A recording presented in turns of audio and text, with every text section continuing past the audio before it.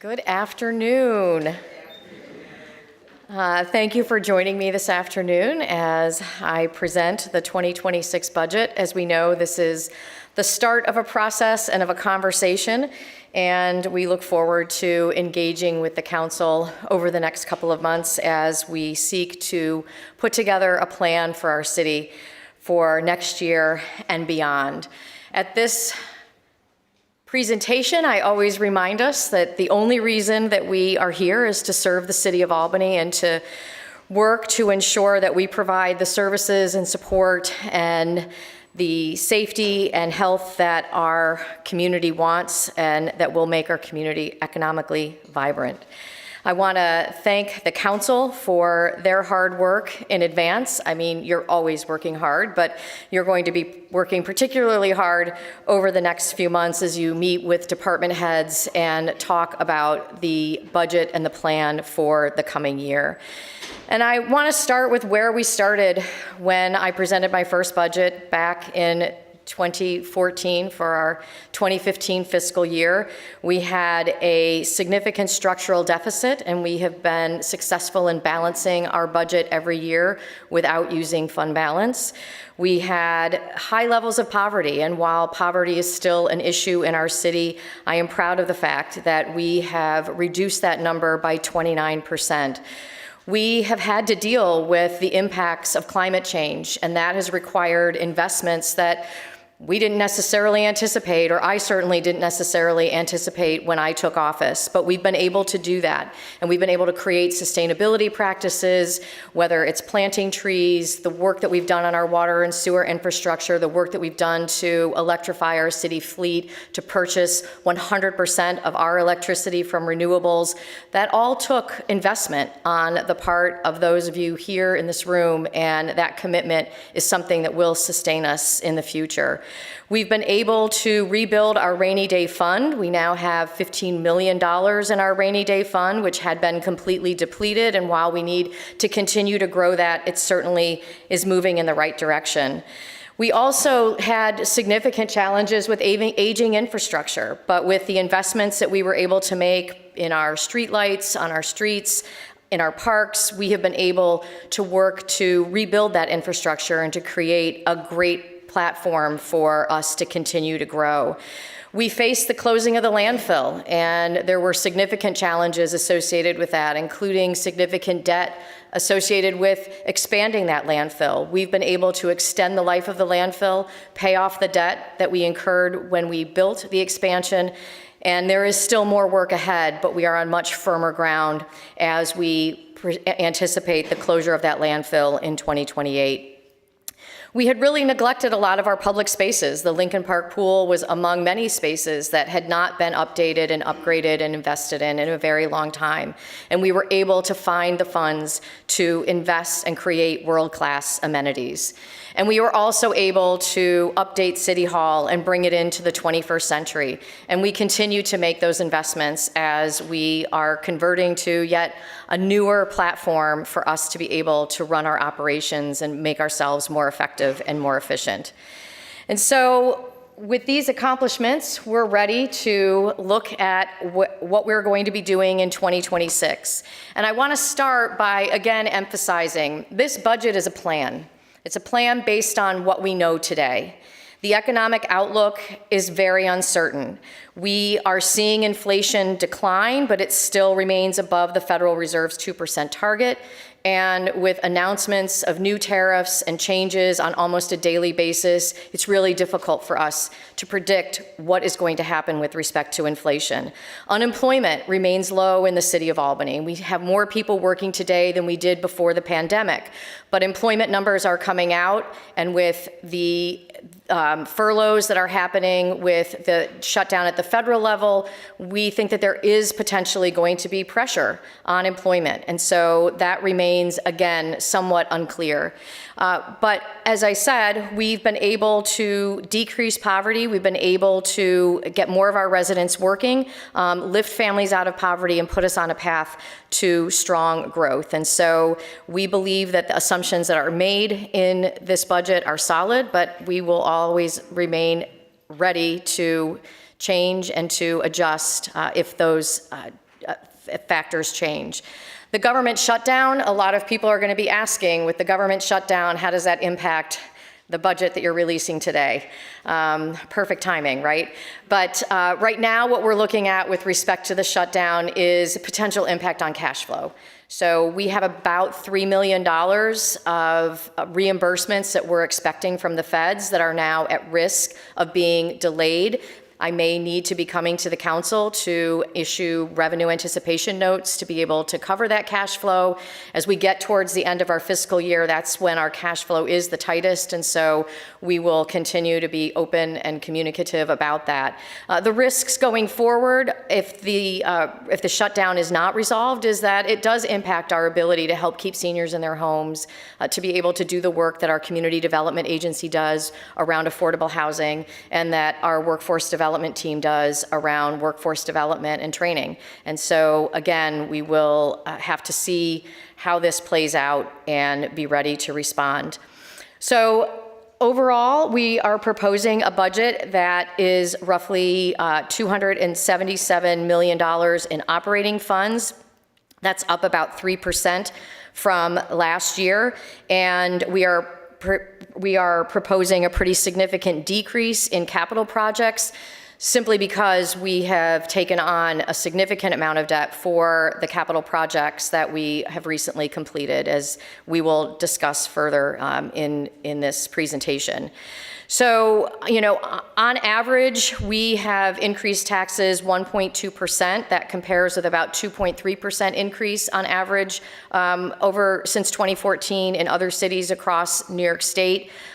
We have reduced our property tax rate, and we have kept spending in line. And so, as we present this budget, we are presenting a budget that does include a tax-compliant 3% tax levy increase. I know that everybody is fixated on 2%, but it's a formula, and so this tax increase is compliant with the current and within the cap set by New York State. The reason for this, we're looking at about a $4 million increase in debt service due to the projects that we've undertaken.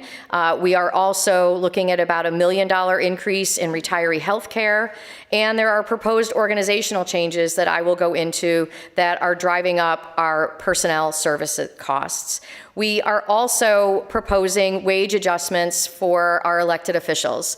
We are only allowed to propose salary increases for elected officials every 4 years. The first pay raise for elected officials, this will be the first pay raise for elected officials since 2022, the first pay raise for the mayor's position since 2018. We can only increase, as I said, these salaries before new terms start, so this won't happen again until 2020. We did do a survey of comparable cities and looked at salaries, and so that is what is in this proposal, and clearly it will be a point of further discussion with the council as we move forward with this budget. We also are seeing challenges on the revenue side. We have about $1 million decrease because of the allocation of American Rescue Plan funds, and then we are projecting a $400,000 decrease in pilot payments. We simply aren't putting new pilots into the pipeline because we have not had any significant new development projects in the city that had been feeding that pipeline. We are also looking at what this impact is going to be on the average homeowner. As you know, we have homestead and non-homestead rates. The actual rate has been reducing year over year because our property values are increasing. But the bottom line for our property owners is that on a home that's valued at $250,000, they will see a $51 increase in their property tax bill. A business that's valued at $500,000 will see a $173 increase in their tax bill. We also have to address the growing gap between the cost of trash collection operations and what we charge currently for those operations. When we implemented a trash fee in 2017, it was designed to cover the cost of trash collection. But as you can see over time, there's a widening gap between how much that revenue we collect and what it does cost us to actually collect the trash. And so we are proposing a $90 increase in the annual fee for trash pickup. To put that in perspective, the per month for a single-family home would be $15 a month. A single-family home would pay $180 a year for trash removal, and that it compares to up to $50 for private haulers in communities immediately around the city of Albany. The general fund revenue, as you can see, our revenue is highly dependent on our property tax levy, as well as our anticipated sales tax collections. And so those are the two levers that we have that we can control, the trash fee and our property taxes. We're very good at securing other people's money. So this budget includes a total of $24 million in grants and funding from other sources, which is, again, a testament to how hard our departments work in ensuring that we are accessing all of the funding sources that are potentially available to us to help to offset the cost of providing city services. On the expenditure side, most of our expenses are people. So whether it's wages or our benefits, that is a significant portion of our cost. And so as we dive down into that, we have to continue to make investments in areas such as public safety. We are seeing tremendous impacts from the incredible hard work of our police department, driving crime down. And in 2026, we are budgeting for a $2 million investment in upgrading our police department's body-worn camera hardware as well as software. And this, we also believe this investment will drive efficiency in the police department as well. We are continuing the investment that we made in Albany Navigates, which has succeeded in ensuring that we are connecting with individuals and people who are in need of case management. As of the last count, they had already housed 41 individuals. This work is vital, especially considering the continued challenges that we see with mental health and substance abuse impacting the quality of life and people's lives in our city. This budget also includes a new investment. At the request of our chief city auditor and a number of our council members, we have put a $500,000 into our recreation department for a youth support hub pilot program, and we anticipate that we will be able to secure grant funding to cover this expenditure. And so this would be a pilot that would begin in fiscal 2026 to again address issues of ensuring that our youth have a place and space to be and to impact some of the challenges that we've seen with an increase in juveniles' interactions with law enforcement. We are continuing to invest in our infrastructure. In 2026, we're looking at $30 million to resurface streets, revitalize sidewalks, enhance traffic signals, speed humps, the construction of the Washington Park Complete Streets recommendations that were made to help to slow down traffic within Washington Park. And that total project is anticipated to cost about $8.5 million. We've secured $2 million from the state, and we anticipate that if we're able to pull together all of the funding to fully implement that it would be completed by 2027. We're also continuing to invest in our infrastructure.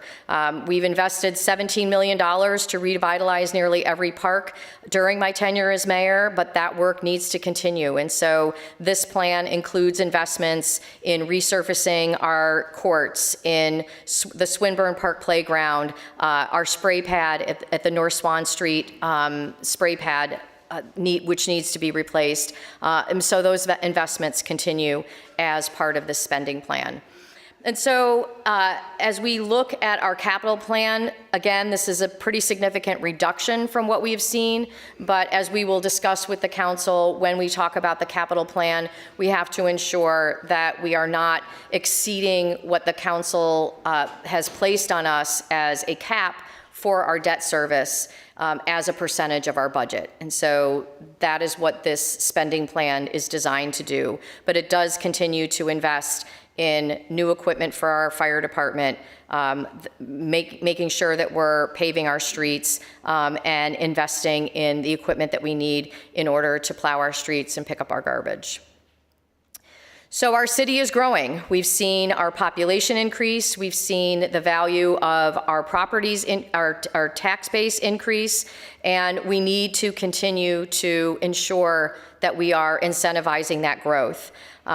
As you know, we've talked about inclusionary zoning, and you have legislation to consider, but to just make sure that people understand the way that the numbers work. When we look at unsubsidized inclusionary unit production, we were on average creating 17 units a year of unsubsidized low-income housing under the old plan. And under the new plan, on average, it's been 8. And we anticipate that in 2025, this number will be 0. So we need to ensure, especially given the investment that the governor has pledged of $400 million that she has proposed for the city of Albany, that we are able to create housing at all levels of income.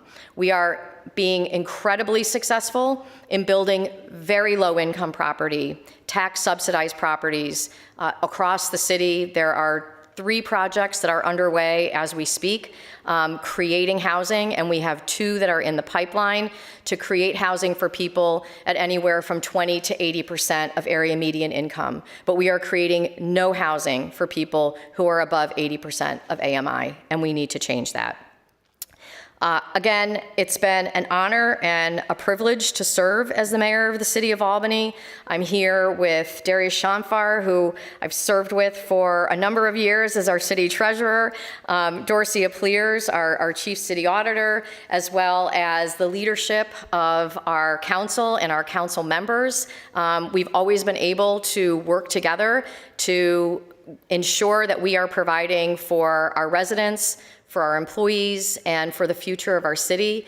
The incredible team of leaders that I have had the honor to work with work hard every day for our community and for our city. And I am thrilled to be joined by our commissioners, our chiefs, those who really make this happen day in and day out. So I want to say thank you. I want to thank Gideon and his team, the trio of Gideon, Kate, and Joel, who helped to put this budget together. Without them, we would not have been able to get this done. But this takes a lot of work. And I've been using this letter probably too much, but I think it's important for us to remember that this is an inflection point for the future of the city of Albany. When I became mayor, I pledged to create a really solid foundation, and we've done that. We've done that together. We've created the foundation that allows us to continue to imagine and grow and build and think really, really big. This is an exciting opportunity here in the Capital Region, notwithstanding some of the headwinds that we're facing. The investments that are being made in nanotech, in chip fab, investments that are being made at Regeneron, all of those are signals to this region that we are a place to invest and we are a place to grow. But the city of Albany needs to be part of that growth. We can't be left behind as we see our suburbs and other cities grow. So we have to define ourselves. We have to ensure that we are focused on making the investments that will allow us to be part of and to lead that tremendous growth. And so I look forward to seeing how this budget plays out and how our future plays out as a resident of the city of Albany, as somebody who will be, using SeeClickFix, and I'm sure calling DGS and doing all of the things that we created, because I know that they work, and because I know that you all work, and because I know that with the budget that we've proposed and with the conversations and work that we will do with the council to make it even better, that we have a bright future ahead of us. So with that, I am happy to take questions.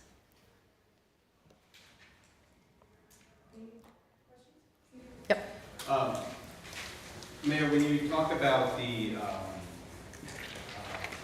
investments that you would like to see the city make? I understand your term is up.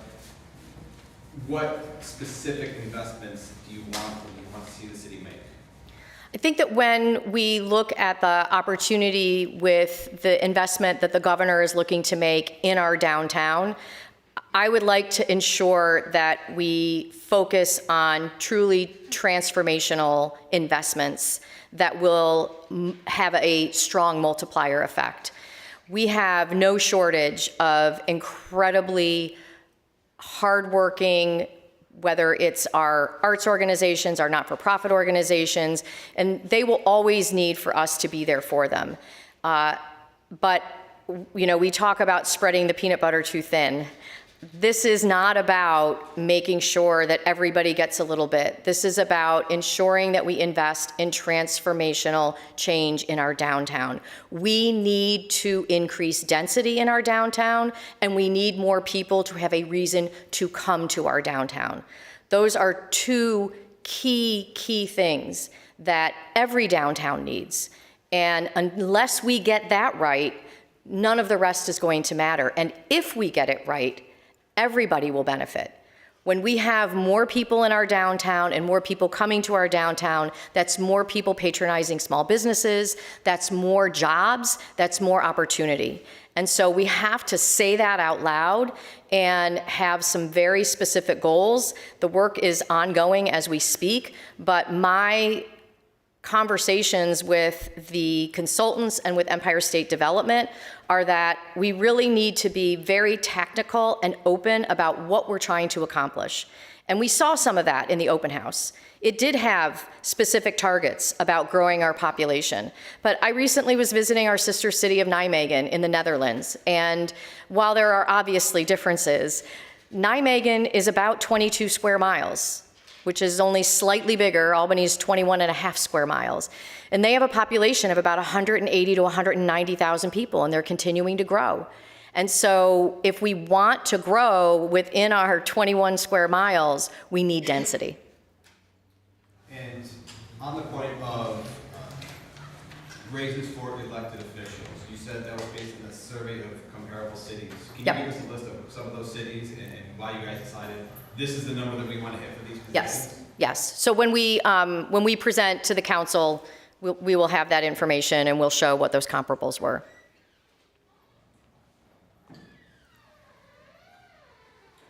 One other one on the police department.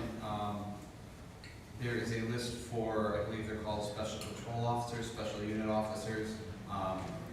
When does the hiring start for that, and how do you envision that working under the Dex administration? I think that it's ongoing. I'm looking at the chief, but we look at that as being an ongoing hire to be able to bring people in as we find qualified candidates.